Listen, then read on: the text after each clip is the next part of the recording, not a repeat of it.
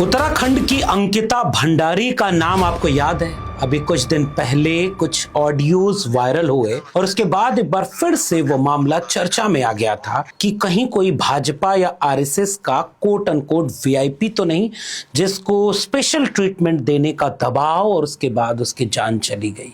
पूरे उत्तराखंड में आंदोलन खड़ा हो गया। लोग देखते देखते सड़कों पर उतर गए, हर तबके के लोग उतर गए कि उस बेटी को न्याय मिले।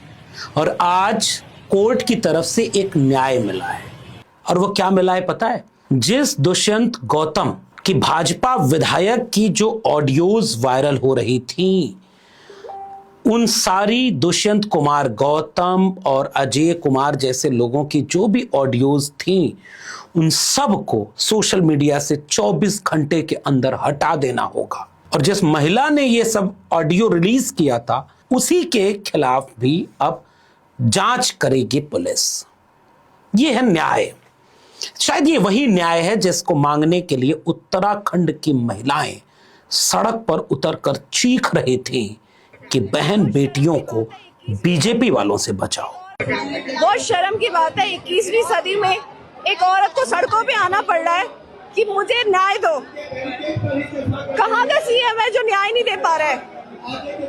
वीआईपी को बचाया जा रहा है और अब टाइम आ गया है कि हर एक औरत यहाँ सड़कों पे, और यहाँ पे सिर्फ यंग लोग नहीं है, अगर आप देखोगे पूछे एजेड है, एक दादी है, उनको मैं खुद लेके आई हूँ। तो आप सोच सकते हो कि कितना गुस्सा है लोगों के अंदर। एक महिला को सुनिए वो कैसे आक्रोश में अपने हाथ में एक हथियार लेकर के क्या बोल रही है।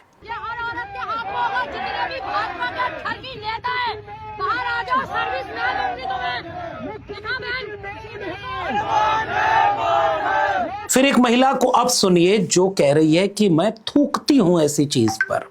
मैं हरिद्वार से आई हूँ, भाजपा से मंडल अध्यक्ष हूँ। ऐसी भाजपा को, ऐसी गंदी भाजपा को जिसने आज हमें रुला दिया। हमारी पहाड़ की बेटी 19 साल की बेटी के साथ ऐसा बलात्कार किया और फिर उसे धक्का दे दिया।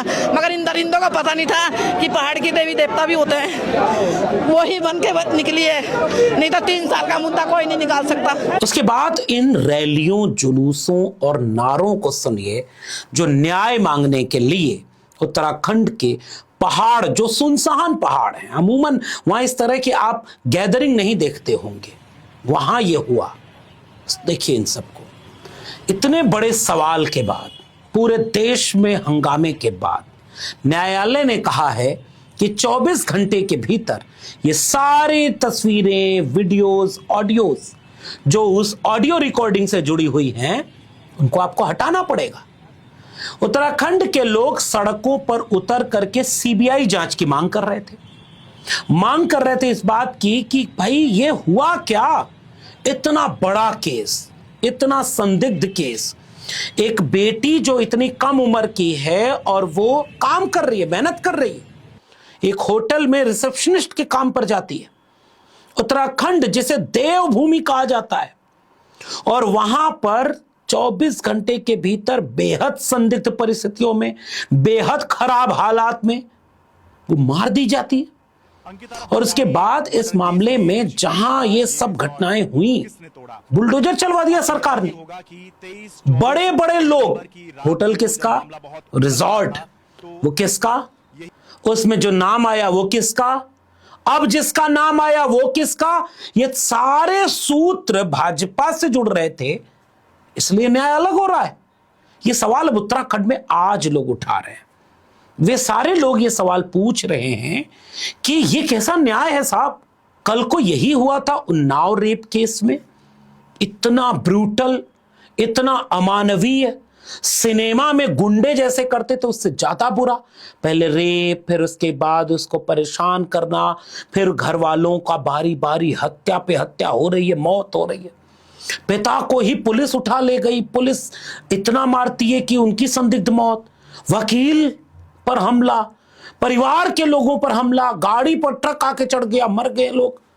उसके बाद जो आरोपी है उसे कोर्ट कह रही है कि ये पास्को इस पर नहीं लगता, इसे बरी कर देना चाहिए।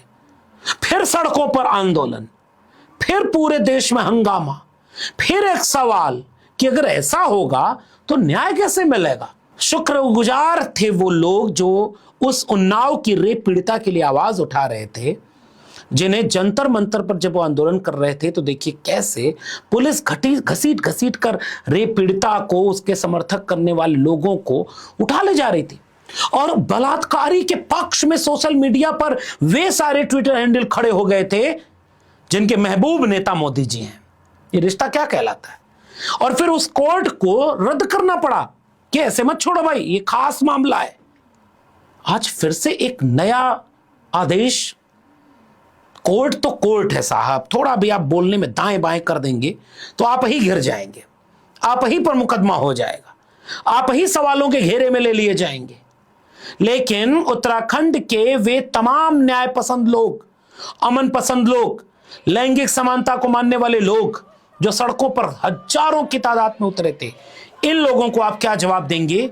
जज साहब को इन वीडियोस को देखना चाहिए। यानी अभी आपने जितनी वीडियोस देखी, इन सब में एक मांग थी कि सीबीआई जांच कराओ, खास जांच कराओ, तुरंत जांच कराओ, क्योंकि यह मामला सामान्य नहीं लग रहा है। आप उस महिला को भी पकड़ो जिसने ऑडियो जारी किया है, वो ऑडियो को साबित करे, उसको भी जांच कराओ। आपने क्या ऑडियो जांच करके यह साबित कर दिया सारी तकनीकी का इस्तेमाल करके कि वे सारी ऑडियोस फर्जी हैं, वो महिला गलत बोल रही है, या ये सारी चीजें गलत हैं? इसलिए हम 24 घंटे में इन सबको, आपने कांग्रेस पार्टी, आम आदमी पार्टी सीधे कह के बोला, और हो सकता है आप उनसे बड़ी बड़ी पार्टियां हैं तो उनसे डिलीट करवा दें, और उस ऑडियोज को शेयर करते हुए जिन लोगों ने न्याय के लिए आवाज उठाई, जो सामान्य ट्विटर हैंडल है, हो सकता है कल को सबको आप नोटिस भेज दें, उनको आप उलझा दें, फंसा दें। फिर न्याय के लिए अगली बार कोई कैसे आवाज उठाएगा? कैसे कोई जन आंदोलन बन पाएगा? जो उन्नाव से लेकर के अंकिता भंडारी उत्तराखंड के मामले इतने बड़े उठ गए, इतने ज्यादा चर्चा में आ गए, हाथरस को भी इसमें जोड़ लीजिए, दलित बेटी आधी रात को जला दिया, इन तीनों मामलों को एक साथ रखेंगे तो पाएंगे कि शायद अभी तक वो न्याय नहीं हुआ जो पीड़ित परिवार मांग रहे थे। मैंने पहले भी वीडियो बनाई थी, फिर से कह रहा हूं, हाथरस के केस में अधिकांश आरोपी बरी हैं, और जो एक जेल में है उस पर भी वो मामला नहीं दर्ज है जो परिवार चाहता था। ये न्याय है? ये समाज पूछ रहा होगा, वो जज साहब इसका जवाब दे दें, सत्ता में बैठी भारतीय जनता पार्टी जवाब दे दे, टीवी चैनलों पर बैठे एंकर पत्रकार जवाब दे दें, ब्यूरोक्रेट जवाब दे दें। अगर ये सारे जवाब नहीं देंगे तो फिर जवाब देगा कौन कि हाथरस में आधी रात को जलाई गई दलित बेटी के परिवार वालों को न्याय मिला क्या? कौन जेल में है? ऐसे ही उन्नाव केस में जो हुआ अभी चंद दिनों के भीतर, वो न्यायप्रिय था क्या? सुप्रीम कोर्ट अगर रोकता नहीं तो वो तो बेल मिल जाती, जमानत मिल जाती, वो बरी हो जाता, बलात्कारी जिसके ऊपर आरोप है। तो न्याय तो दिखना चाहिए ना। अब ऐसा तो नहीं होगा कि टेलीविजन चैनल पर बलात्कार के आरोपी जो जेल में बंद हो, उसकी बेटी को आप चैनलों पर बुला करके और फिर उसका भी इंटरव्यू दिखाने लगी। फिर या तो उधर से भी एक केस होना चाहिए था। हो सकता है कि कुलदीप सिंह सेंगर की बेटी सही बोल रही है या रेप पीड़िता सही बोल रही है, दोनों में से कोई एक सही होगा ना। तो सही कौन है ये जांचने का किसके ऊपर जिम्मा है? कौन सवाल पूछेगा कि भाई कुलदीप सिंह सेंगर अगर गलत नहीं है तो न्यायपालिका के सामने उस तरह के सबूत क्यों नहीं आए जो मीडिया के जरिए आ रहे हैं? वैसे ही अगर अंकिता भंडारी के संबंध में जितनी ऑडियो थी वे सारी ऑडियो गलत थी, क्या ये साबित हुआ? अगर कोर्ट कह रहा है कि हाँ वो गलत थी तो उसको साबित कैसे उन्होंने किया है गलत, ये बात बता दे। आपने कहा था कि आपके पास सबूत है, वो सबूत क्योंकि आप पे मुकदमे भी दर्ज हुए, उसके बारे में और सबूतों के बारे में। वो जो मुकदमे वो सब निराधार है, बिना मतलब में उनको एक बेस बनाया गया है सिर्फ और सिर्फ एक एसआईटी जांच बिठाने के लिए, और निराधार है वो मुकदमे। लेकिन मेन उद्देश्य जो हमारा वो है अंकिता भंडारी हत्याकांड के लिए आए हम और उसके सबूत लेके आए हम। तो उनके माता पिता ने, और उसके बाद आपने 24 घंटे में सब डिलीट करवा दिया। देखिए न्याय की लड़ाई, मैं फिर से कह रहा हूं, ये 3 मामले इतने हाईलाइटेड थे, इनमें से किसको न्याय मिला ये सवाल आप पूछिएगा।